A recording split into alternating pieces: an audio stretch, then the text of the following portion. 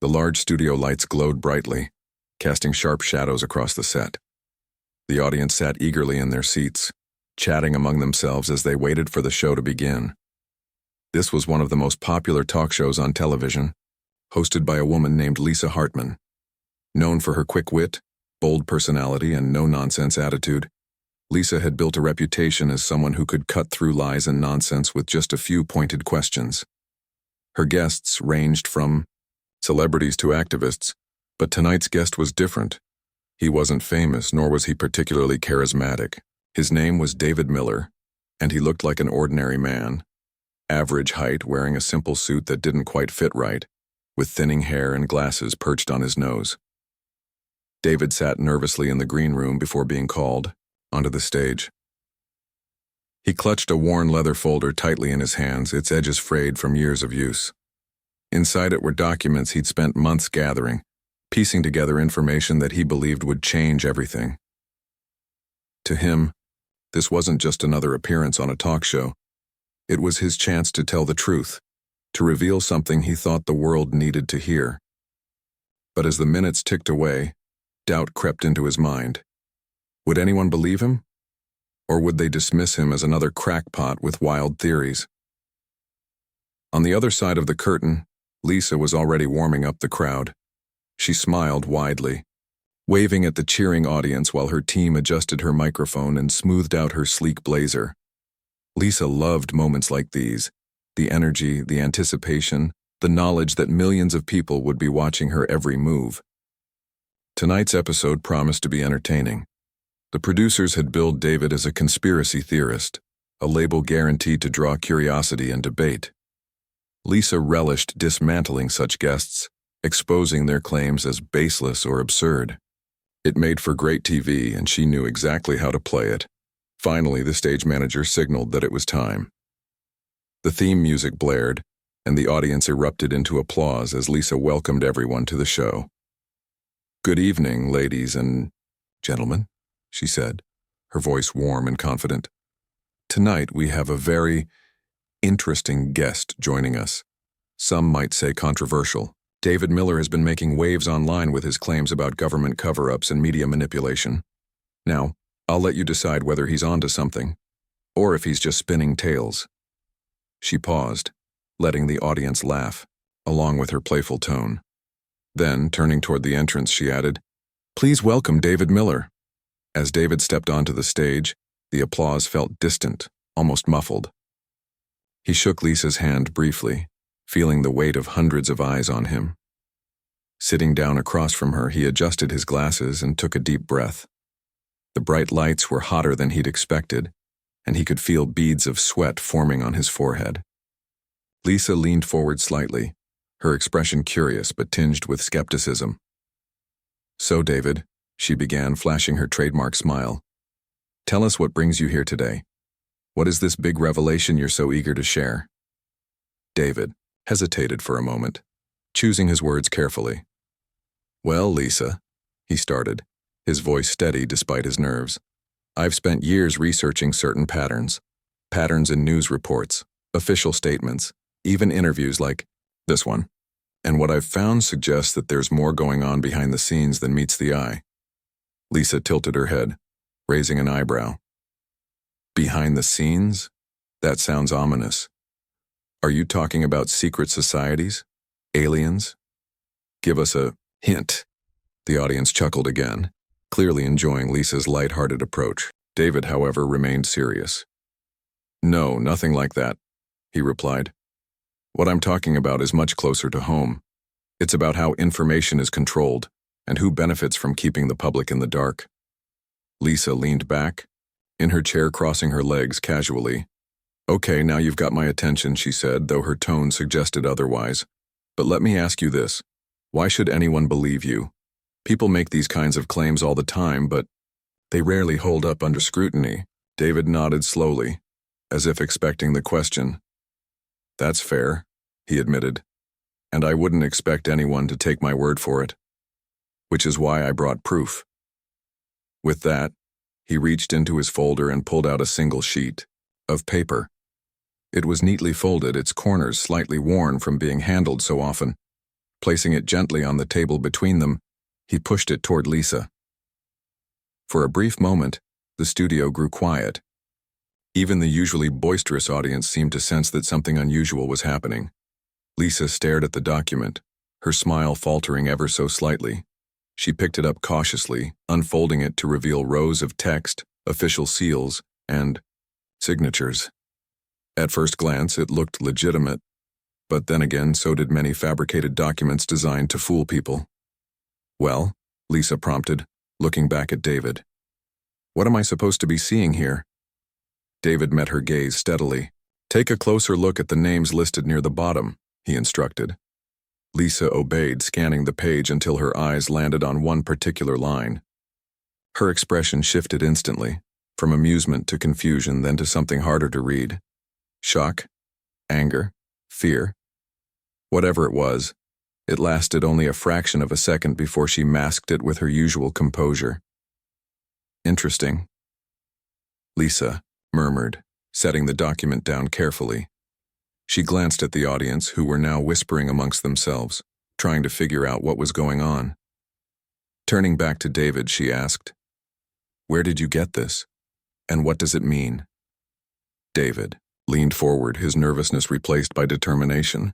"That document proves that powerful organizations, including some tied directly to this network, have deliberately misled the public about critical issues that affect everyone's lives. And your name, Lisa, is mentioned specifically." A ripple of murmurs spread through the audience. Lisa's jaw tightened, her polished demeanor cracking for the first time that evening. "Hold on a second," she interjected sharply.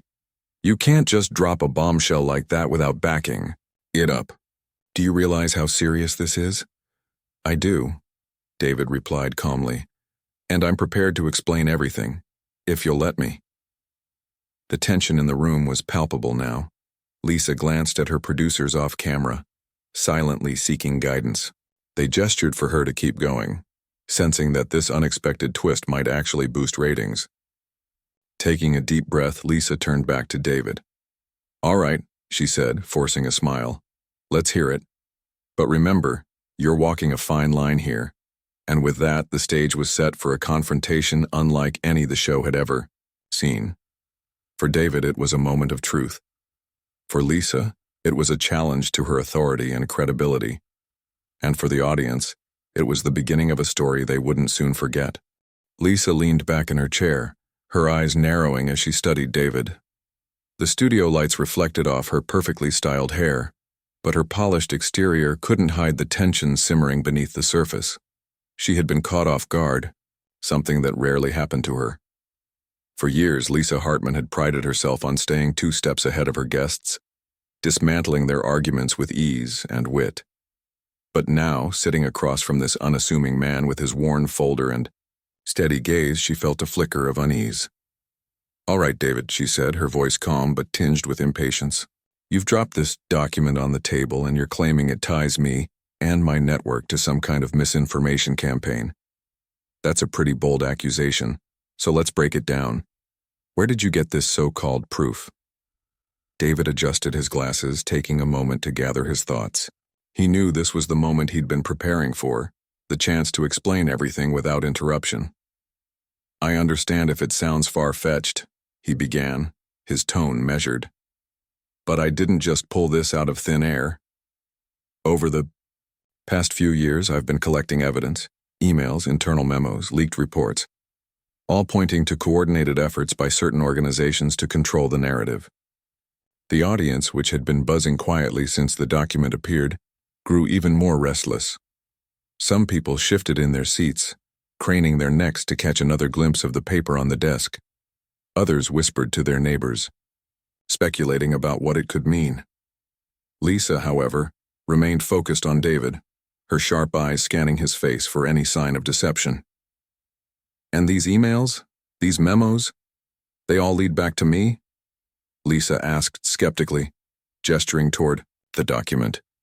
Her voice carried a hint of mockery, as though she still wasn't convinced this was anything more than an elaborate hoax.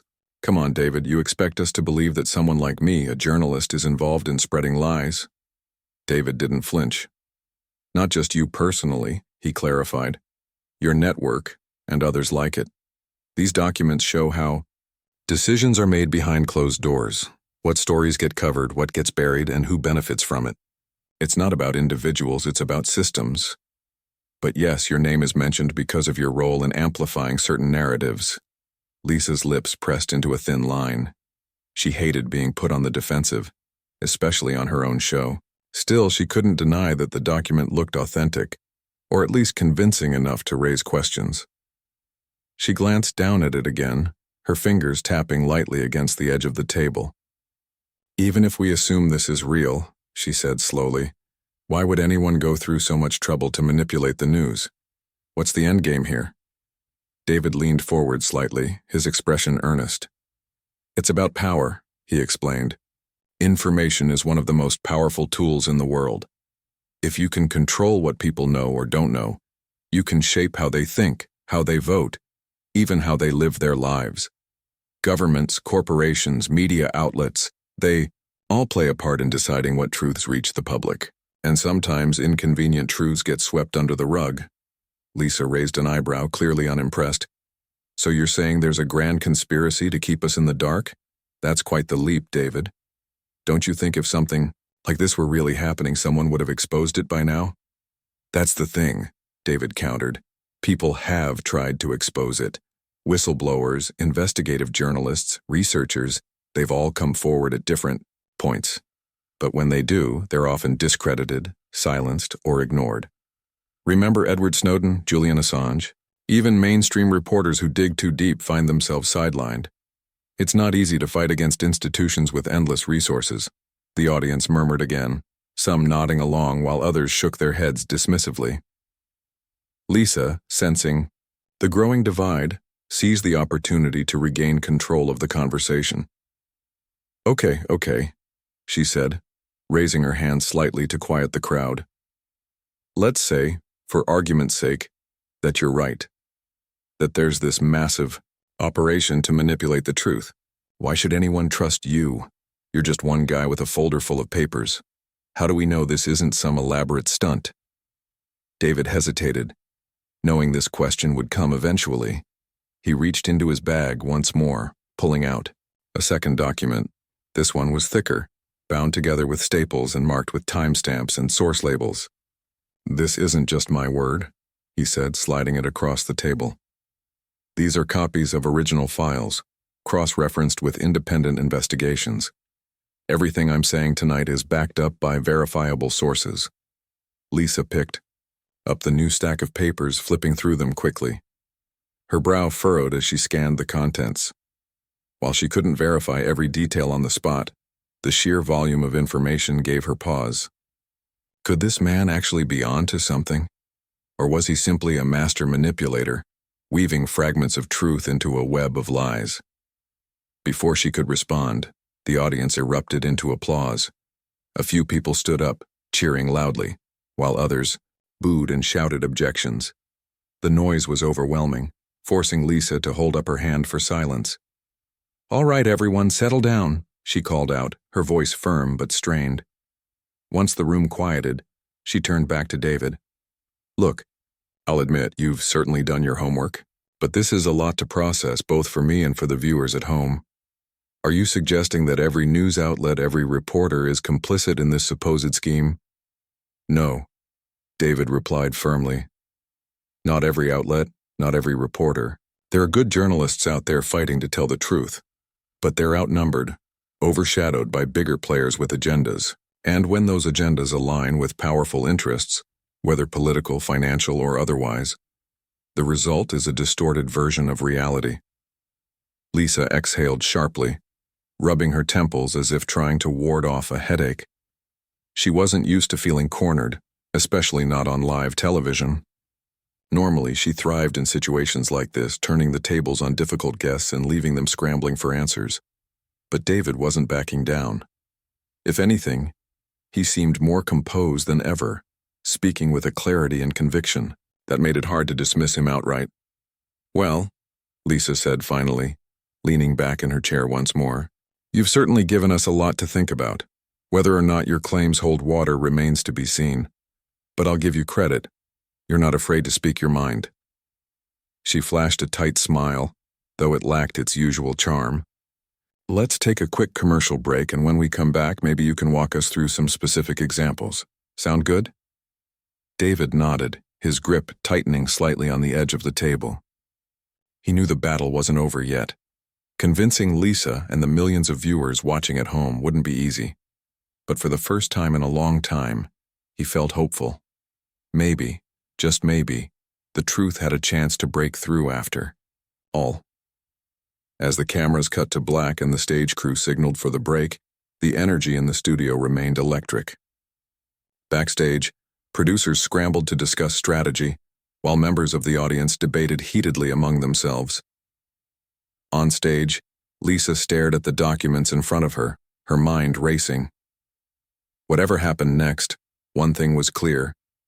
This episode would be unlike any other in the show's history. The commercial break did little to ease the tension in the studio. Backstage, Lisa's producers huddled around a monitor, replaying clips of the interview so far. Some were visibly nervous, whispering about the potential fallout if David's claims gained traction. Others seemed intrigued, already brainstorming ways to spin the segment into a ratings boost. Meanwhile, Lisa sat alone in her chair, staring at the documents spread out before her. Her confident demeanor had faded, replaced by a mix of frustration and unease. She wasn't used to being on the defensive, especially not on her own turf. David, on the other hand, remained calm. He sipped water from a glass offered by an assistant, his hand steady despite the adrenaline coursing through him. For years he'd dreamed of this moment, a chance to present his findings to a wide audience. But now that it was happening, he couldn't shake the weight of responsibility pressing down on him. This wasn't just about exposing the truth anymore. It was about proving he wasn't some crackpot chasing shadows. Every word he said mattered. When the cameras rolled again, Lisa greeted the audience with forced enthusiasm. "Welcome back, everyone," she said, her smile brighter than usual but lacking its usual warmth. "We're continuing our conversation with David Miller, who has some bold claims about media manipulation and misinformation. David, before the break, you mentioned specific examples. Care to elaborate?" David nodded, leaning forward slightly. "Absolutely," he said. "Let's start with something recent, something most people are familiar with. Remember the energy crisis last year? Gas prices skyrocketed and there was panic across the country. At the time, many experts pointed to supply chain issues and geopolitical tensions as the main causes. And while those factors played a role, they weren't the whole story." Lisa raised an eyebrow, clearly skeptical. "What do you mean, not the whole story?" David opened the thicker document he'd brought earlier, flipping to a marked page. "Take a look at this," he said, sliding it toward her. "It's an internal memo from one of the largest energy companies. They knew months in advance that shortages were coming, but instead of addressing the problem, they chose to downplay it publicly. Why? Because higher gas prices meant bigger profits for them." Lisa scanned the memo, her expression unreadable. "Even if this is real, and I'm not saying it is, it doesn't prove anything beyond corporate greed. Companies have been exploiting crises for decades. That's not exactly news." "True," David admitted. "But here's where it gets interesting. Around the same time, major news outlets, including yours, ran stories blaming the shortages entirely on external forces. Not once did they mention the company's foreknowledge or their decision to withhold information. Why do you think that is?" Lisa hesitated, caught between defending her network and addressing the accusation head-on. "Look, David," she said finally, "newsrooms operate under tight deadlines. We rely on credible sources to provide accurate information.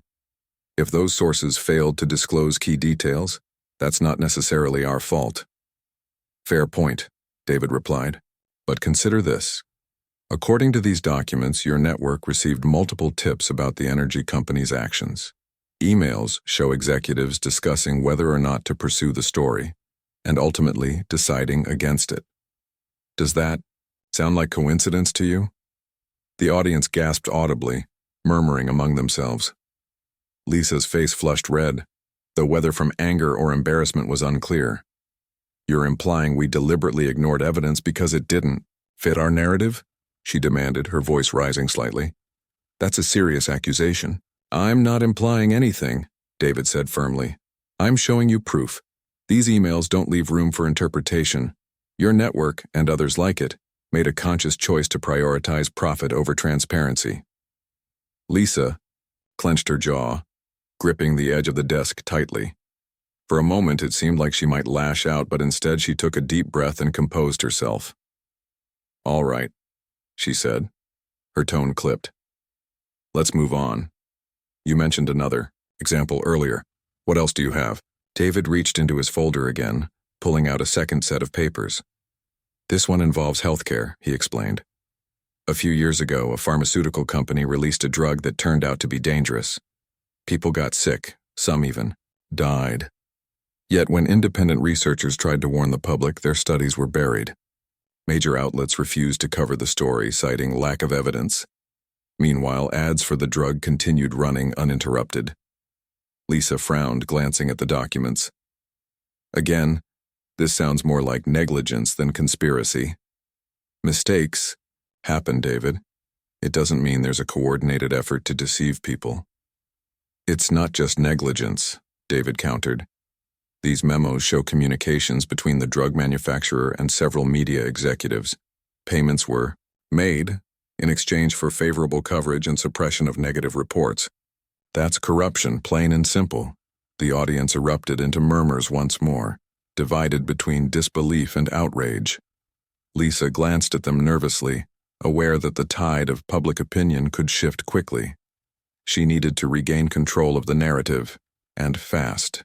Okay, she said, raising her hands to quiet the crowd. Let's slow down for a second.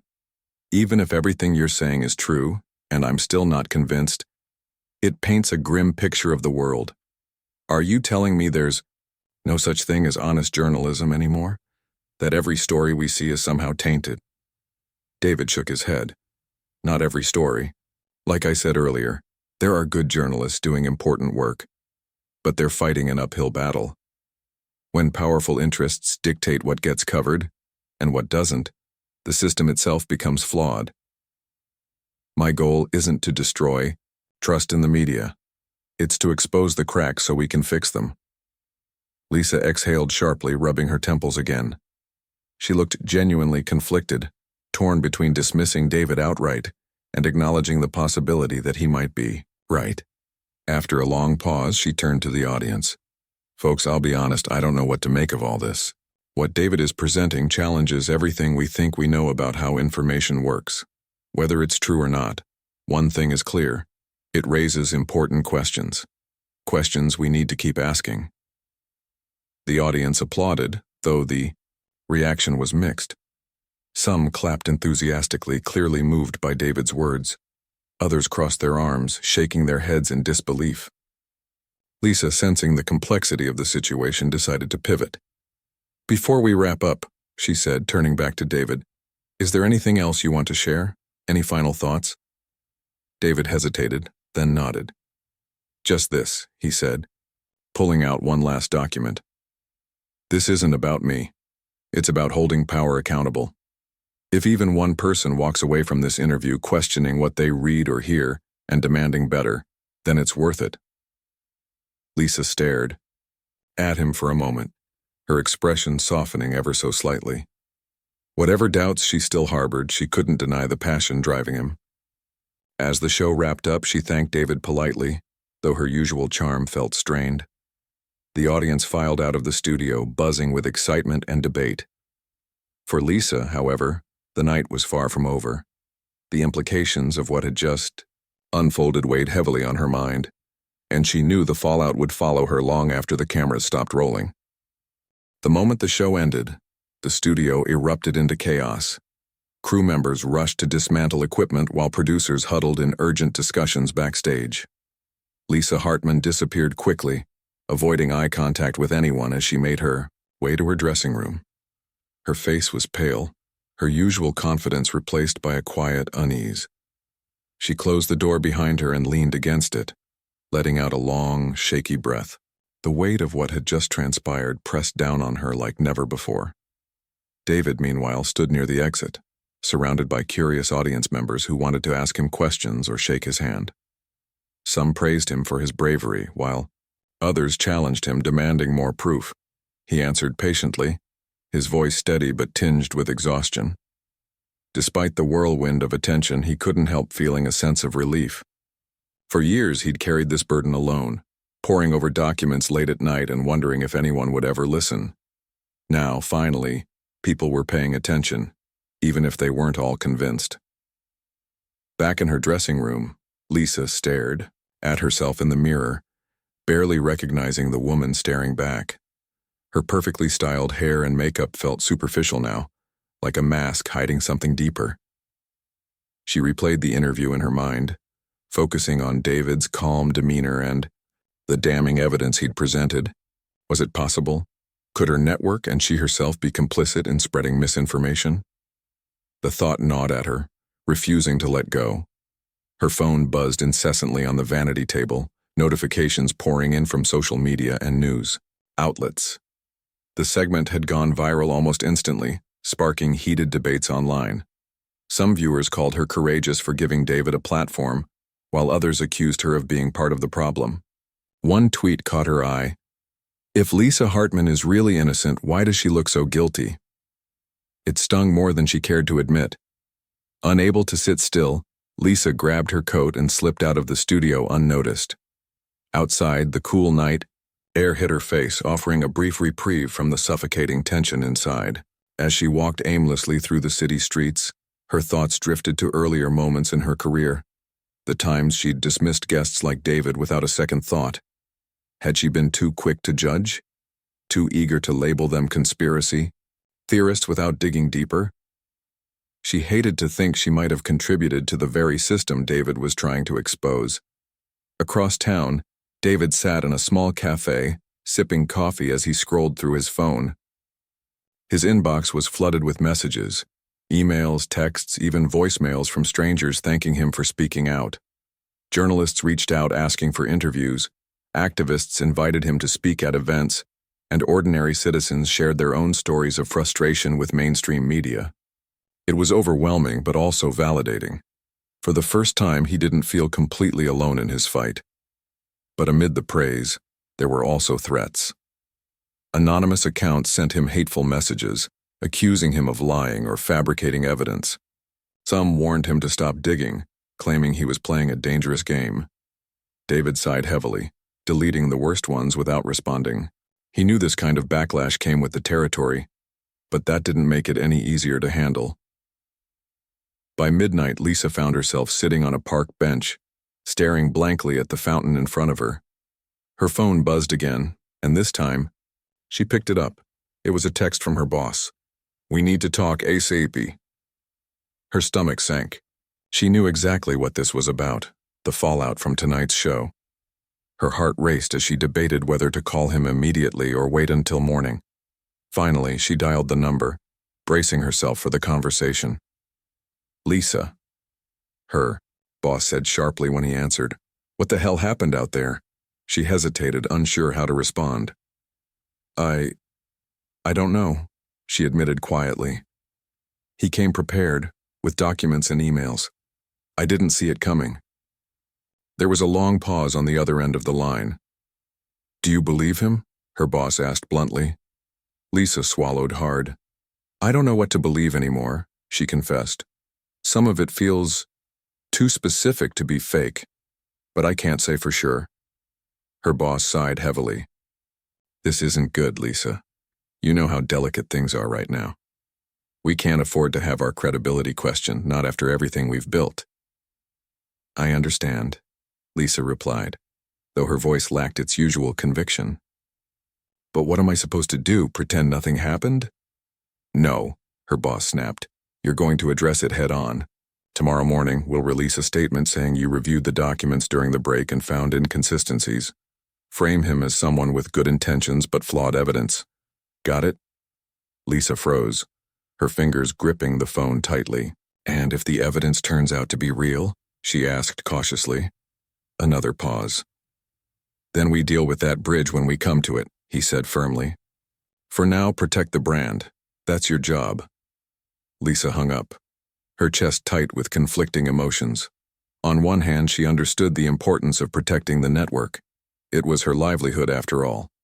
But on the other hand, she couldn't ignore the nagging feeling that she was being asked to do something unethical. Suppressing the truth wasn't new to her industry, but actively discrediting someone based on incomplete information felt wrong.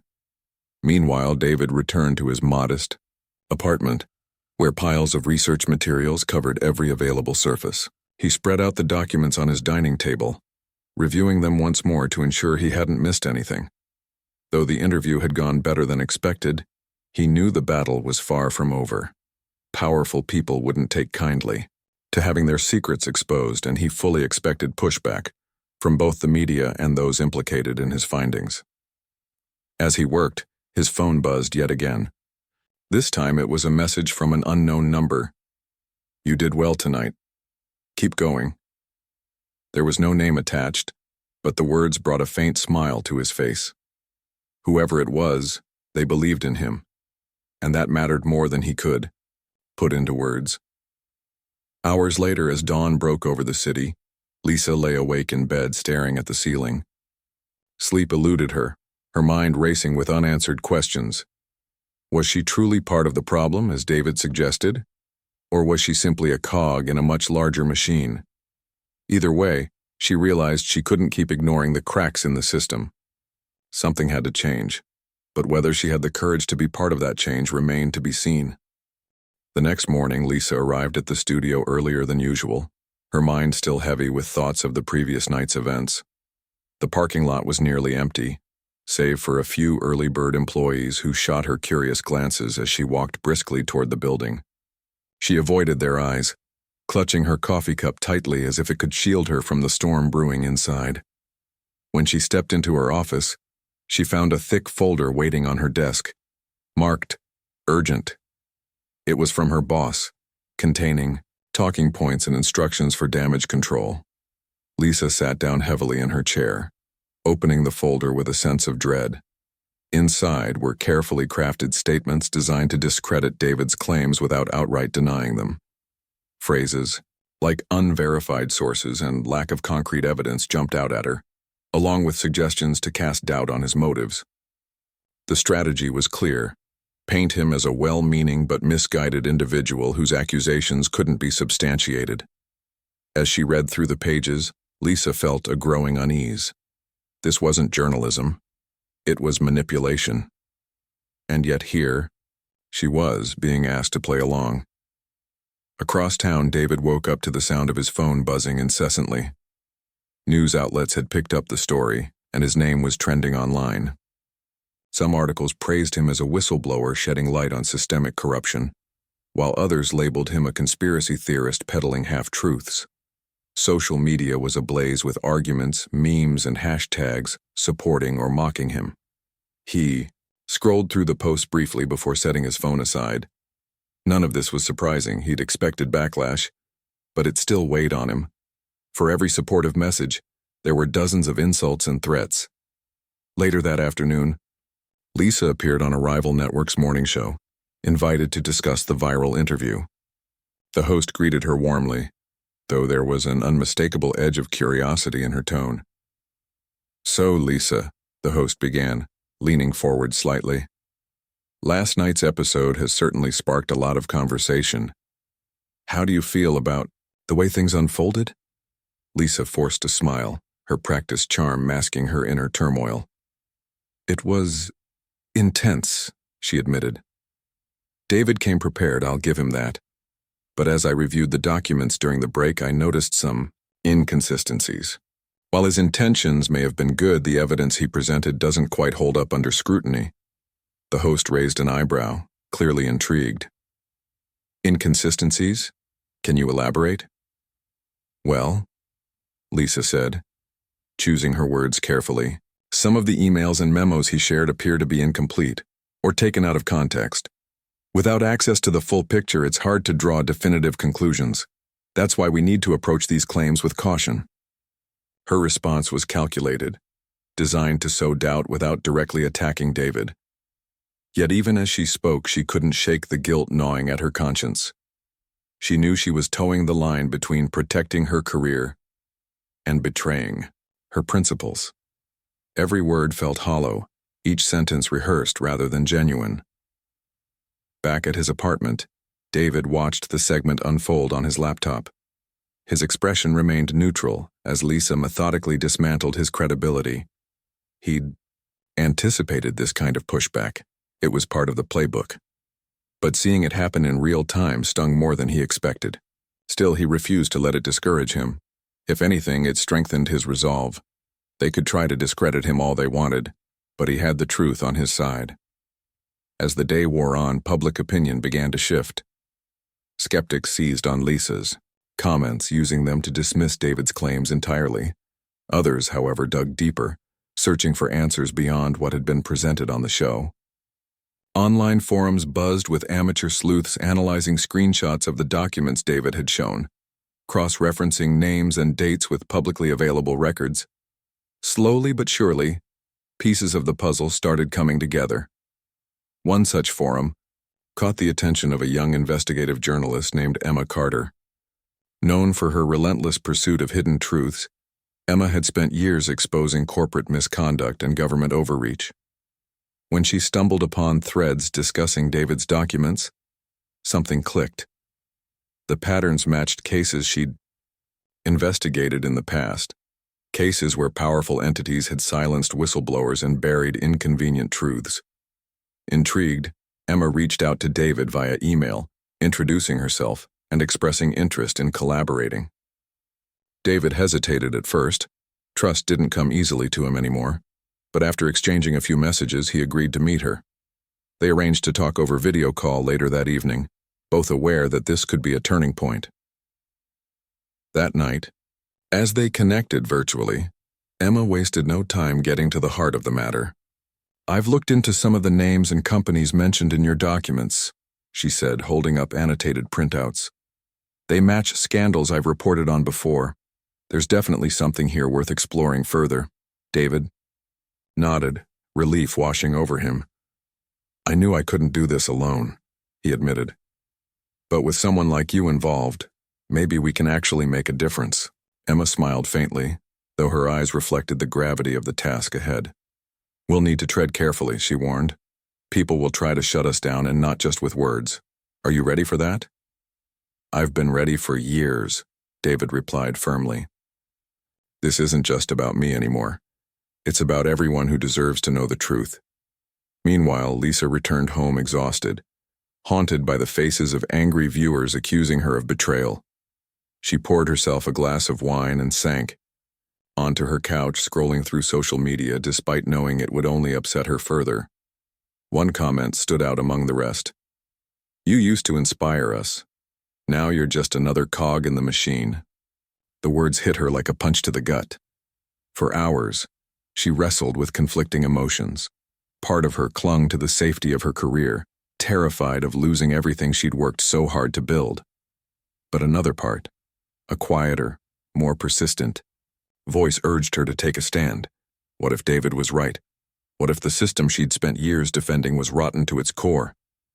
By midnight, Lisa made a decision. Quietly, she retrieved her laptop and began drafting a resignation letter. Each keystroke felt like a step toward freedom, though she knew the road ahead would be fraught with challenges. For the first time in years, she allowed herself to imagine a different path, one where she wasn't complicit in perpetuating lies. As dawn broke once again, two very different paths diverged. David and Emma dove headfirst into their investigation, determined to uncover the full scope of the deception.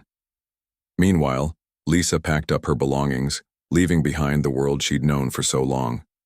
Whether either journey would lead to justice remained uncertain, but one thing was clear: the truth was no longer buried. The weeks that followed were a whirlwind of activity for David and Emma. Together they worked tirelessly, piecing together the fragments of evidence David had collected over the years. Emma's experience as an investigative journalist proved invaluable. She knew how to navigate legal loopholes, track down sources, and verify information in ways David never could have managed alone. Their partnership quickly evolved into something greater than either of them: a shared mission to expose the truth, no matter the cost. As their investigation deepened, they uncovered connections that even David hadn't anticipated. The documents he'd brought to Lisa's show were just the tip of the iceberg. Hidden within corporate filings, government contracts, and encrypted emails lay a web of corruption far more extensive than anyone imagined. Powerful organizations, media conglomerates, pharmaceutical giants, energy companies were all linked by one common goal: controlling the flow of information to maintain their dominance. Emma wrote articles exposing these findings, publishing them on independent platforms when mainstream outlets refused to touch the story. Her work gained traction slowly but steadily, attracting readers who were hungry for honesty in a world saturated with spin.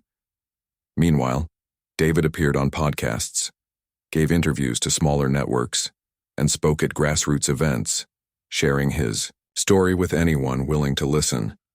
Though neither of them sought fame, their efforts turned them into unlikely heroes for those disillusioned with the status quo. Lisa, on the other hand, faced a different kind of storm. News of her resignation spread quickly, sparking a mix of shock and admiration. Some accused her of abandoning her post during a crisis, while others praised her courage for stepping away from a toxic system. At first, she struggled to adjust to life outside the spotlight. Without the structure of her job or the validation of an audience, she felt adrift. But over time, she began to rediscover herself, not as a celebrity talk show host, but as a person capable of change.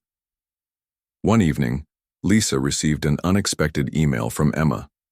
Attached was a draft of an upcoming article detailing new revelations about the network Lisa had once worked for. "I thought you deserved to see this before it goes live," Emma wrote.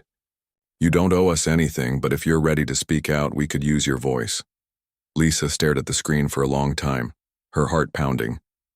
This was her chance to make amends, to step out of the shadows and join the fight for transparency. She hesitated, knowing it would mean risking everything she still held dear. But then she remembered the comment that had haunted her. "You used to inspire us." Slowly, she typed a reply. "I'll do it." When Lisa went public with her testimony, the impact was immediate. Speaking candidly about the pressures she'd faced to suppress stories and prioritize profits over integrity, she validated what David and Emma had been saying all along. Her words carried weight because they came from someone who had been part of the system and chosen to walk away. Critics dismissed her as bitter or opportunistic, but many others saw her decision as proof that redemption was possible. As the movement grew, so did the resistance. Those implicated in the scandal fought back fiercely, using lawsuits, smear campaigns, and political influence to silence their accusers. Anonymous threats escalated, forcing David, Emma, and Lisa to take precautions they'd never imagined necessary. Yet none of them backed down. They understood the risks, but they also understood the stakes. If they faltered now, the truth might remain buried forever. Months later, their persistence paid off. A whistleblower inside one of the implicated organizations leaked a trove of internal communications, providing irrefutable proof of the schemes David and Emma had spent months uncovering. Major news outlets, unable to ignore the sheer volume of evidence, finally began reporting on the scandal. Public outrage reached a fever pitch, prompting investigations, resignations, and calls for reform. For David, Emma, and Lisa, the victory was bittersweet. While they had succeeded in shining a light on corruption, they knew the battle wasn't truly over. Systems built on lies couldn't be dismantled overnight, and there would always be forces working to protect the status quo. But they also knew they had started something, a ripple effect that might inspire others to demand accountability and transparency. In the end, each of them found peace in their own way. David returned to his quiet life, content knowing he'd done what he set out to do. Emma continued her work as a journalist, driven by the belief that every story mattered. And Lisa, freed from the constraints of her old life, embraced a new role as an advocate for ethical journalism. Though their paths diverged, they remained connected by the shared understanding that truth, however difficult to uncover, was worth fighting for. The world hadn't changed overnight, but cracks had formed in the walls of deceit, and through those cracks hope began to seep in.